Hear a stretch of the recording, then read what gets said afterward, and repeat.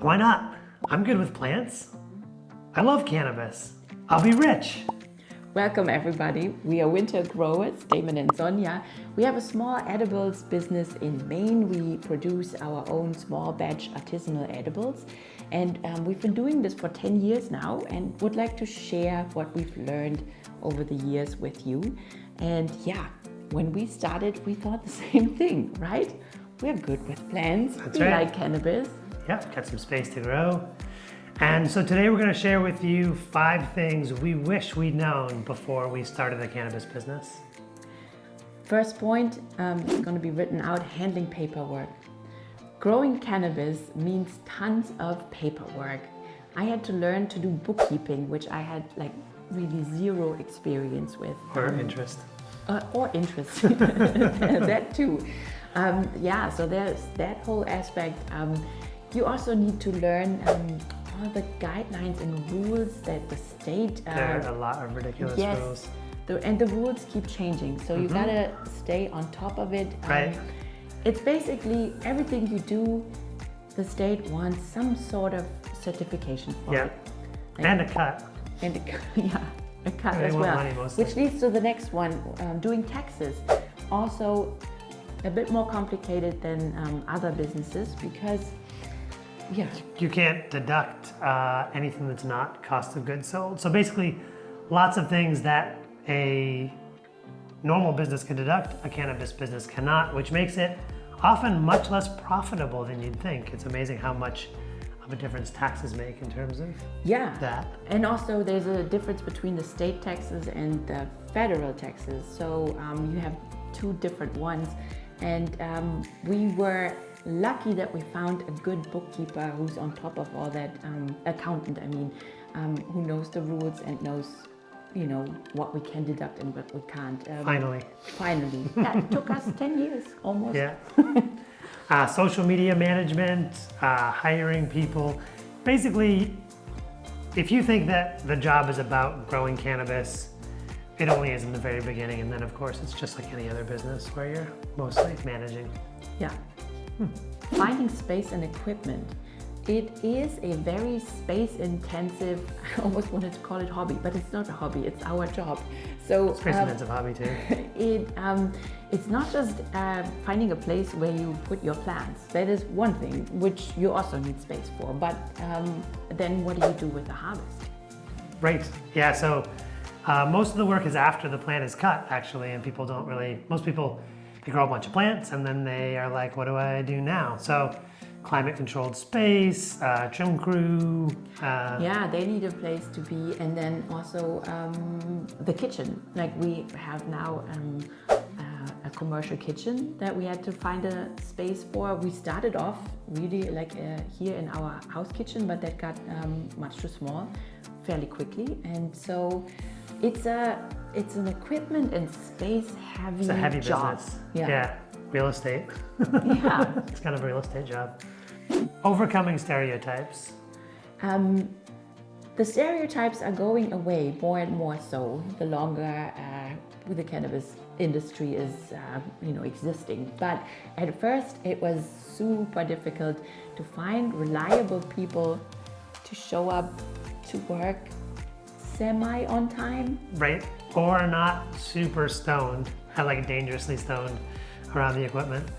Or, also everybody just thinks that because you grow cannabis, you're stoned all the time, which actually for us isn't really true. No, not at all. Not because, all the time. I'm German, and so I want to get stuff done. And that sometimes interferes with the general attitude of like,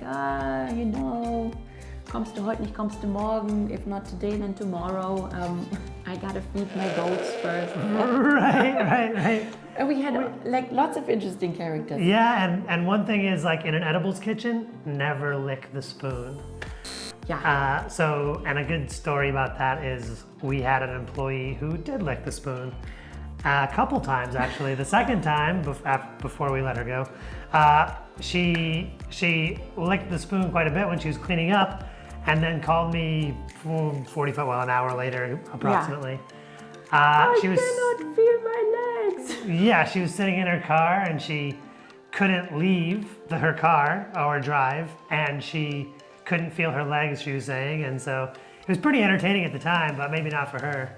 Yeah. After a long, long time, I think she was able to drive again. But Yeah, but she did it again. So sometimes you can't teach people. right. So the moral of the story is, if you have an edibles business, never lick the spoon. Living in the gray zone. Basically, you're still in a gray zone if you are in a cannabis business.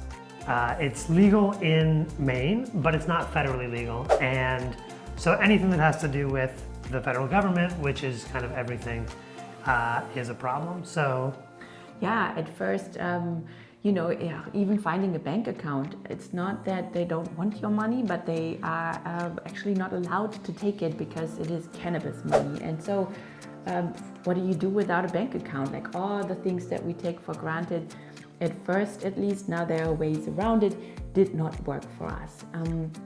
The other thing is our social media accounts are always kind of at the mercy Right. of the people who run it, because or the algorithms that run it, to be honest. Yeah. It's not even people. It's like that you just get flagged and your account gets removed from you, which, Yeah. of course, and we can't advertise. So the only way that we get our message out is through our social media platforms and email list. And so that actually ends up being a big deal. If your Instagram gets canceled because you have cannabis content, you're no longer speaking to your customers, right? Yeah, and the thing is that you can't really do much about it. You can say, sorry, aber I think this was wrong. Like you made a wrong decision, and then you have to wait. And then they give you a message that says like, sorry, but we don't care, and nobody's looking at this. Yeah. So if you think that, well, but it's legal, so shouldn't this all work or have been figured out? Yes, it's legal, but it's also not legal, and so things are just complicated. Generally, everything is a bit more complicated. Right, and for YouTube too, all these videos are age restricted because they reference cannabis, even though it's medical cannabis that we grow Yeah. for ourselves and our family and friends and Yeah. So neighbors. be prepared for having to walk the extra mile because it's cannabis. It's not a get-rich-quick scheme. It's not. It's really not. It's really not. It took us a long time, or our business, to be profitable. In fact, we were at first so broke that we couldn't even buy stickers with our logo on, Right. because everything went back into the business. Right? Sure, for years and years. I mean, they say, right, it's like 5 years for a typical business to be profitable. Actually, they also say that like 65% of new businesses in the US fail within the first 10 years. So in that regard, we've made it into that illustrious group of... Wow, we hit yeah. the 10 years. Kind of, we haven't had a company for 10 years, but... Yeah. But yeah, so it's similar in this industry. Lots of businesses fail, and you're not going to be immediately profitable unless... Well, no, you're not going to be. It's just no not unless. going to be. There were many moments where I was about to say, why do we do this? This is so much work. You did say that, actually, I think. Yeah. It's not like you were about to. No, You did. I actually did say that, and then I just didn't let her quit, basically. yeah. So you have to, you have to stay with it. It takes time. You have to be tenacious, Yeah, it doesn't happen overnight that you get rich, if at all. if at all. We're waiting for the riches to come still. You heard a bunch of things we wish we knew before we started. And you might be asking yourself, would we do it all again if we had to do it over again? Yeah, would you? Would I? Yeah, I would. 10 years ago, this was a lot different industry and was much less professional. And we had the opportunity to be able to learn on the job. Bookkeeping, social media, management, all the things that go into being in business on the way. And we were able to bootstrap ourselves from zero investment. That's not possible anymore. But I would never want to replace what we've learned. I'd never choose something that wouldn't have given us the experiences that taught us what we've learned. Yeah. Until now. I think if I wanted to do it again, I would try to bring more people in sooner. Sure, absolutely. Because we really did it all by ourselves Everything, at first, yeah, and for a long, long time. that was kind of crushing. So It's yeah, crazy, yeah. it was our pancake business. Yeah, the first pancake, right? So now we have opportunity to do more. But I think too, like, we also just didn't have money to hire people. So it was like, we kind of had to do it ourselves, and as we've been able to grow, that's made life a lot easier. It's easier with a team. It feels better Yes. to have people that have your back.